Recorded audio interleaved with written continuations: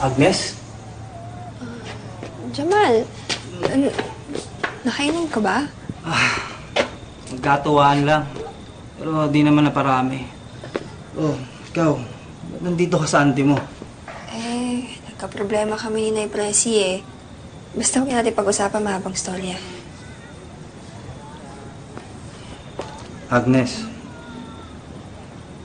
Hindi pa rin nagbabago ang pagtingin ko sa'yo. Kung kailangan mo ako, nandito lang ako. Jamal, huwag natin gawing komplikado to. Mas may bibigyan kita ng magandang kinabukasan, Agnes.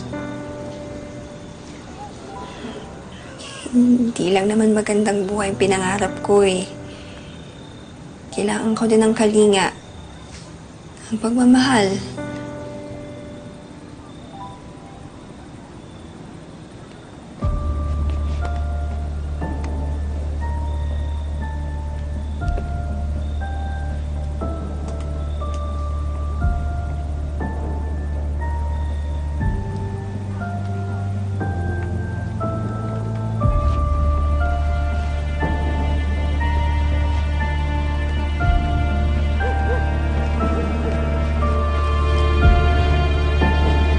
Jamal! Malito. Bigla lang din ako. Pasensya ka na. Tawarin mo ako.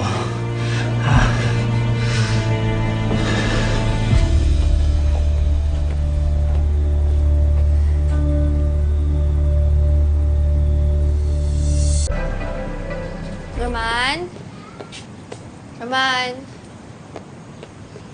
Nice si Roman po. Oh, ano? Nakipagbalikan ka na dyan sa ex-boyfriend mo, porket mayaman na siya. Mahal?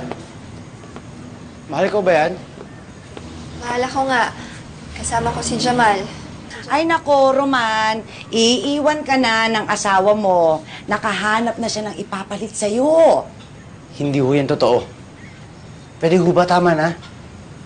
Sumusobra na kayo, Naya. Wala naman akong ginagawa sa inyo. Nandito si Jamal para bisitahin yung asawa ko. Walang galang na ho, Aling Presi.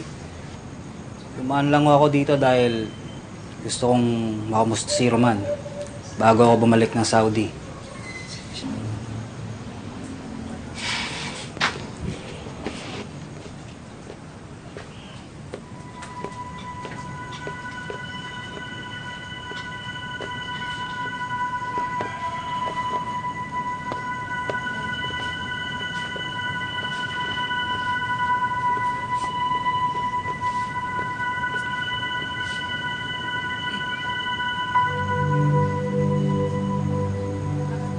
Huwag kang mag-alala, Roman.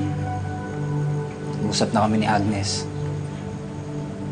Tutulong ako sa mga pangangailangan niya mag-asawa para mapagamot ka ng agaran. Para makakita ka na, ha? Jamal, maraming salamat ha. Tatanawin ko tong isang malaking utang na loob. Importante, gumaling ka. Parang hindi naman tayo magbarkada dati niya, no? Oh, paano? Hindi na ako magtatagal.